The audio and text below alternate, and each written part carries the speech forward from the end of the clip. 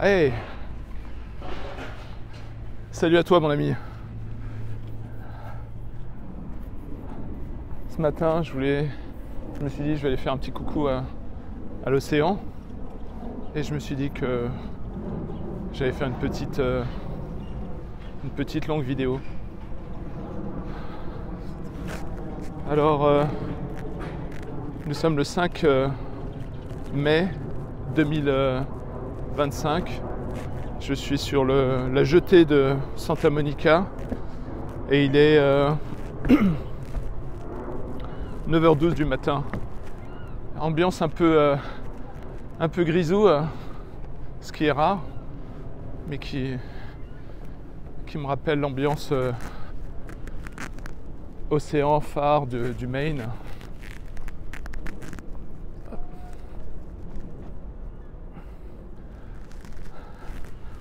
Donc je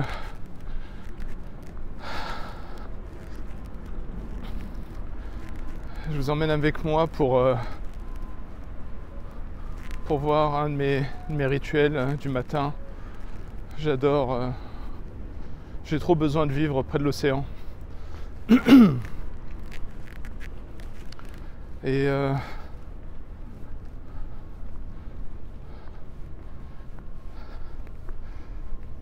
je voulais dire aussi que faire cette chaîne, ça a été méga éprouvant pour moi, qui suis plutôt dans l'expression visuelle, artistique. Et à chaque fois que je fais une vidéo, j'ai la tête farcie à me dire est-ce que il y a assez de pudeur dans ce que je raconte. Et finalement je me dis je fais cette chaîne aussi pour moi, et puis laisser quelque chose peut-être pour tout le monde et les gens que j'aime. Donc là je suis sur le pier. On appelle ça le pier, mais on va dire la jetée en français. The pier. Et il y a une bonne ambiance bien grisou. Et puis je repensais à tout ce que cette chaîne m'a apporté dans mon processus, dans ma quête intérieure. Et je trouve ça incroyable. J'ai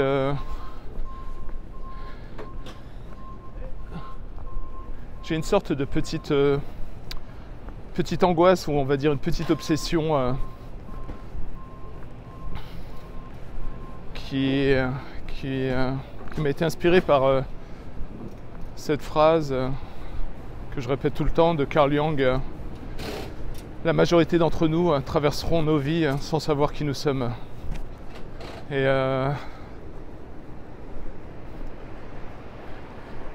donc je fais mon travail comme je peux au quotidien, et j'essaye de prendre tout ce que j'ai vécu dans ma vie, le bon, le moins bon et le pire, comme un langage, et essayer d'avoir une compréhension qui, j'espère, ne sera pas dans l'obsession intellectuelle, mais plutôt dans la recherche de l'âme, et peut-être accepter, comprendre, sentir que toute cette réalité,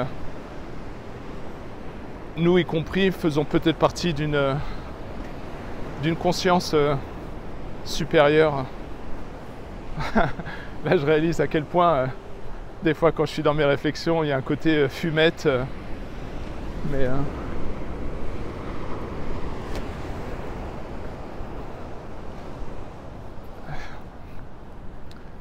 je vais aller au bout de la jetée pour pouvoir m'asseoir Et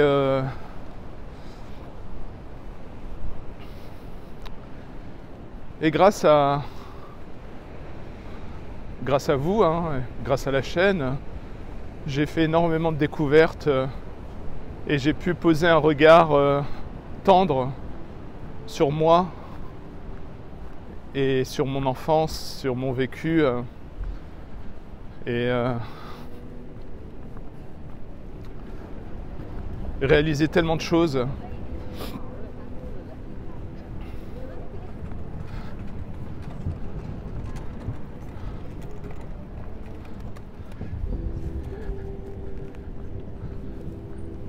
Ça commence tôt.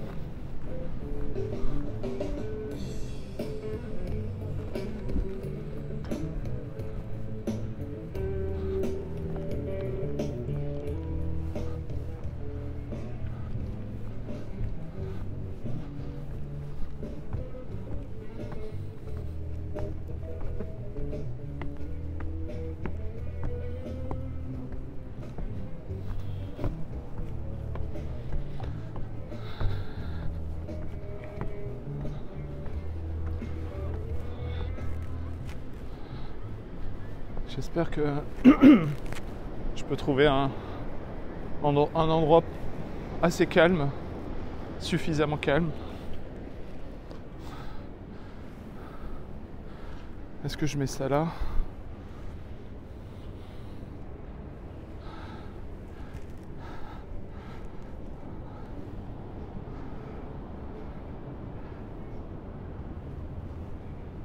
Ah là.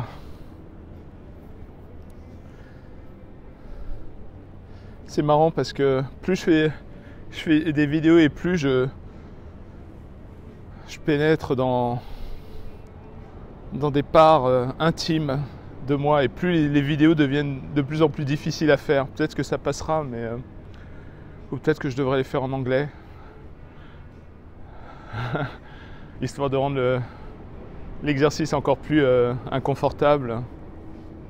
Mais non, je suis fasciné par cette vie en fait. Que quand on accepte de s'exposer un tant soit peu, de faire des efforts, de risquer le rejet, le regard de l'autre, et ben il se passe quelque chose parce que finalement peut-être que cette division entre nous tous elle est qu'illusoire et parfois il faut une vie pour s'en rendre compte. Mais je me suis marré l'autre jour parce que je repensais à tout ce que je déblatérais dans mes vidéos et ça m'a permis en fait, en exposant des parts intimes de ma vie, d'une certaine manière de désacraliser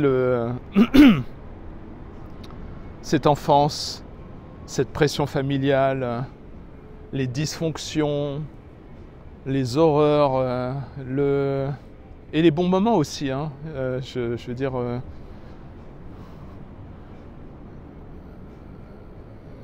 et ça m'a permis de réaliser à quel point j'aime et que je ne sais pas haïr, je ne sais pas, ça passe pas.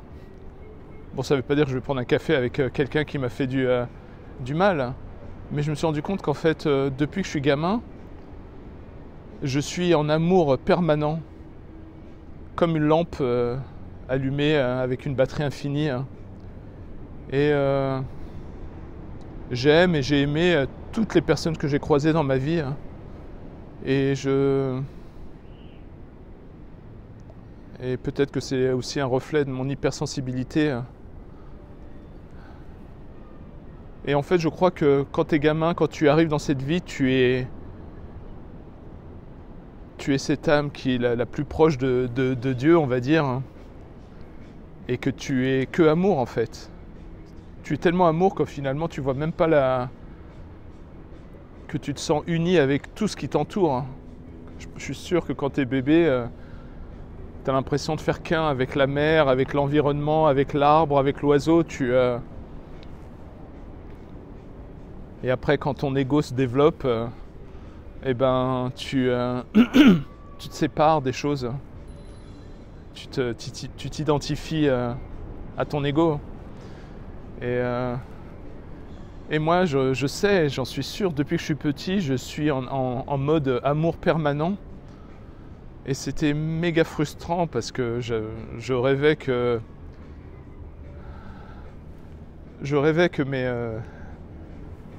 mes parents viennent me faire des câlins, qui me serrent dans les bras, qui me mordillent les joues, qui soient en tendresse et amour.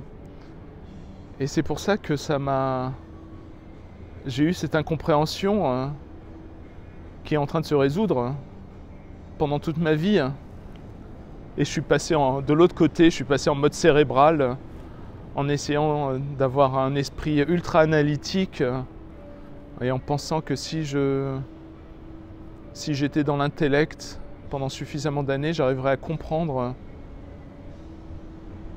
ce qui s'était passé durant mon enfance. Et je réalise grâce à la chaîne qu'en fait je ne cherchais pas vraiment à comprendre. Je cherchais à trouver cet amour dont j'avais besoin quand j'étais gamin dans la compréhension intellectuelle. Et c'est fascinant le cerveau humain parce que lorsqu'on a suffisamment d'amour, de compassion, d'empathie, on est de moins en moins dans le jugement et on comprend que l'autre, que chacun d'entre nous, on est tous dans une quête intérieure, qu'elle soit consciente ou inconsciente, et qu'il y a un désespoir en nous qui finalement est peut-être le désespoir de l'enfant qui a envie juste d'être dans la réunification, dans la connexion, dans la validation, dans l'amour. Et ce qui est marrant, j'ai l'impression qu'avec cette chaîne YouTube, je partage plus de choses qu'avec la plupart des gens que j'ai croisés dans ma vie. Et maintenant, en rétrospective, je réalise que pourquoi, quand j'étais gamin, je faisais énormément de bêtises. J'en faisais tout le temps. Certaines de mes bêtises étaient par curiosité, donc démonter un objet, une radio pour savoir ce qu'il y avait dedans, mais aussi faire tout un tas de trucs. Et je réalise aujourd'hui que je faisais tout ça pour attirer l'attention de mes parents. Et au lieu d'attirer l'attention de mes parents, j'ai attiré l'incompréhension de mes parents et j'ai eu énormément de punitions, de réprimandes, de cris stratosphériques. Et je me marre parce que j'ai des souvenirs d'enfance où, en grandissant petit à petit, comme mon père essayait de me corriger, comme il vieillissait, j'étais plus rapide que lui, donc j'ai des souvenirs où je courais autour de la table en train de rire parce qu'il voulait m'attraper pour m'en coller une. Mais je réalisais après que récemment, il y a quelques semaines, je me disais pourquoi je faisais toutes ces bêtises, pourquoi et je réalise que mon amour pour mes parents était tellement fort, mon rêve d'avoir de leur part une expression de tendresse comme je le désirais. Hein. Ils ont fait ce qu'ils ont pu, ce qu'ils savaient faire. Hein. Mais je réalise que je faisais énormément de conneries et même à l'adolescence, je crois que je faisais des conneries parce que j'ai été d'une certaine manière conditionné que finalement le seul moyen pour moi d'avoir de l'amour c'était sous la forme de réprimande, voire de correction physique. Et il faut savoir que avec ma sensibilité que je traîne depuis que je suis tout petit, mon amour s'exprime à tous les niveaux. Hein. C'est-à-dire que quand j'aime une personne, j'aime son odeur, ses rides. Je trouve que certains détails sont charmants. Et donc dans le cas de mes parents, j'aimais tellement mes parents que j'aimais leur odeur, j'aimais les détails de leur peau, leurs yeux, leurs cheveux, et que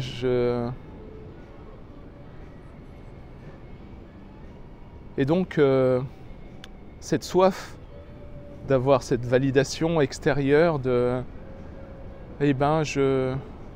comme je n'osais pas, je n'avais pas la maturité ni même conscience de leur dire papa ou maman, serre-moi dans tes bras. Je pouvais pas, tu peux pas.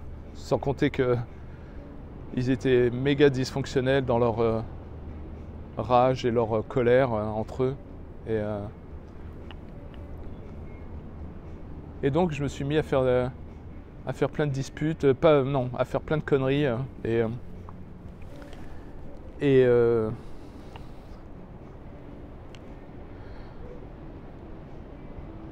je me rappelle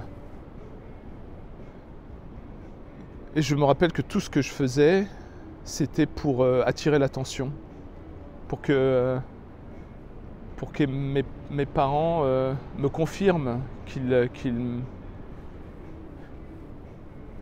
m'aimaient tendrement. Aujourd'hui, je sais qu'ils m'aiment, mais c'est surtout du rationnel. J'avais besoin de quelque chose tactile, de me sentir en sécurité. Et donc, j'ai fait tellement de conneries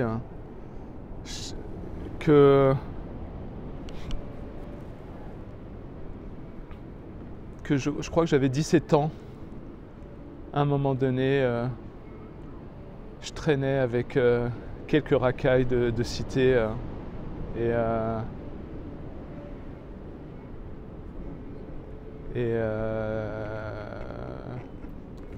que j'ai je traînais avec eux, et puis un jour on est parti à la Fnac. Je sais pas ce qui m'a pris, j'ai volé un jeu vidéo à la Fnac et on s'est fait gauler et je me suis retrouvé au commissariat et j'étais terrifié, pas par le commissariat, mais ce qu'allaient penser mes parents, parce que mes parents étaient extrêmement durs, dysfonctionnellement durs, et donc j'étais là et dans ma tête je me disais putain, mettez-moi en prison mais me renvoyez pas chez mes parents. Et donc c'était pas possible, j'étais encore mineur. Et donc il n'y a pas eu de suite, mais ils ont quand même appelé mes parents. Et moi j'étais là, leur expliquer, appelez pas mes parents, appelez pas mes parents. J'étais terrorisé de ce qui allait se passer. Et ils appellent mes parents et mes parents viennent me chercher au commissariat. Et là je suis là, je sens la honte chez mes parents. Et moi j'étais terrorisé et ça n'a pas loupé. On arrive à la maison et je me ramasse une correction de la part de mon père, un truc cosmique. Et il me donne un coup de poing au visage et je me retrouve avec la lèvre fendue. Et j'étais là dans ce film d'horreur. Et je réalise aujourd'hui qu'en fait je faisais mes conneries pour pour avoir... je crois que c'est triste, hein, mais je crois que je préférais sentir les corrections de mon père que rien. Et c'est fou, hein, quand même, des fois dans la vie, les mécanismes humains pour essayer d'avoir un rapprochement, une connexion qui peuvent être des fois totalement surréalistes. Et donc, en tout cas, j'ai compris la leçon. Hein.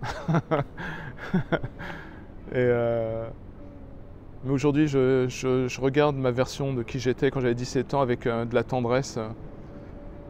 Et je comprends maintenant les conneries. J'ai pas fait de trop graves conneries à part celle-là.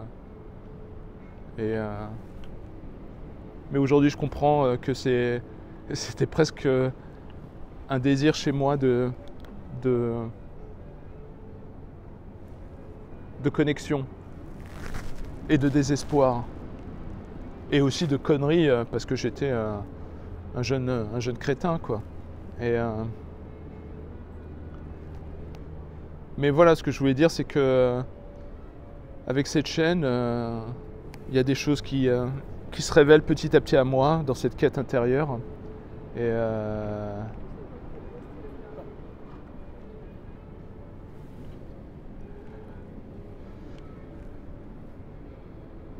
donc voilà, je suis halluciné à quel point l'exploration intérieure, c'est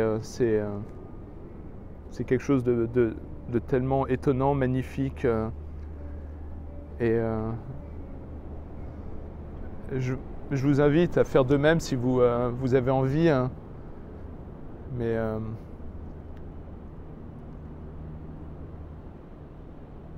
Et donc voilà. Et après, j'ai continué ma vie en pensant que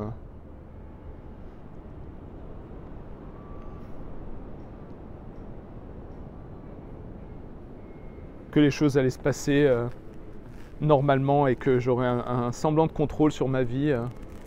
Et l'univers ou la vie a continué à m'envoyer des messages et des raclées. J'ai toujours cette image qui me fait marrer où en fait à des moments la vie te donne une baffe et si tu comprends pas la vie t'envoie un tsunami après jusqu'à que tu te réveilles en te disant merde, il faut que je prenne conscience là d'un truc. Et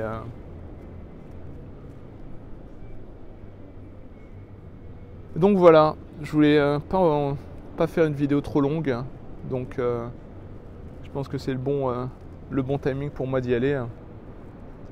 Mais en tout cas, merci à vous tous. Et à prendre du temps pour écouter mes partages et mes réflexions.